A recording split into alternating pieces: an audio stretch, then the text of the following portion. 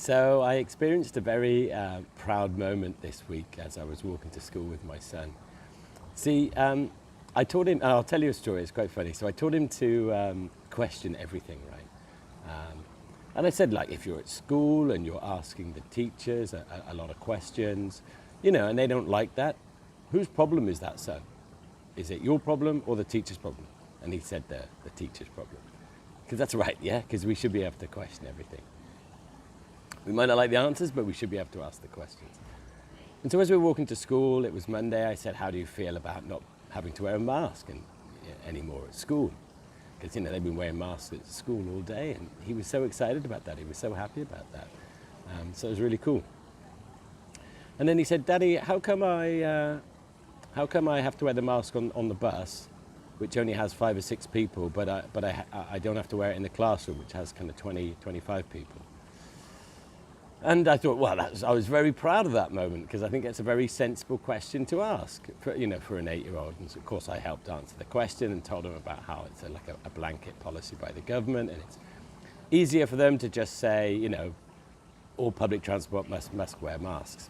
Because, sometimes on the train, on the way to work, it's like super, super busy and everyone's packed in like sardines. So the masks help, supposedly prevent the spread of viral diseases.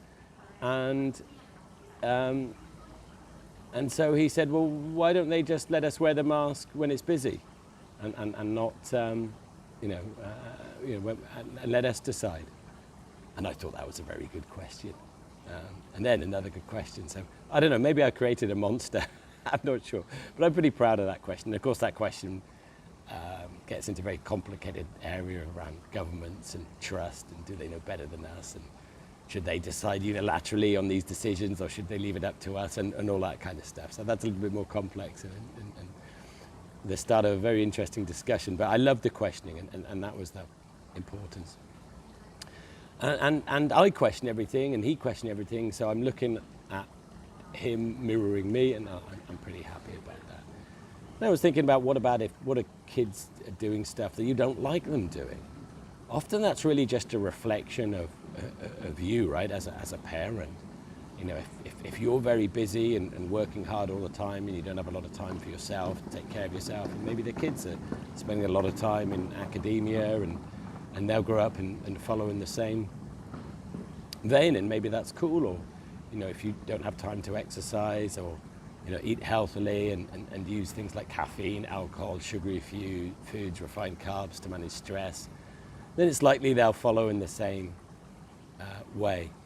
So really often, if we want our kids to change, we need to take a look at ourselves, because they're just little mirrors, really. And but change is difficult, right? It requires energy, it requires willpower, it requires motivation and commitment. And maybe we've tried these things before, right? Maybe we've tried exercising before, or eating healthier, or even maybe meditating or something like that, but it's just difficult, right? Maybe we've tried and we failed.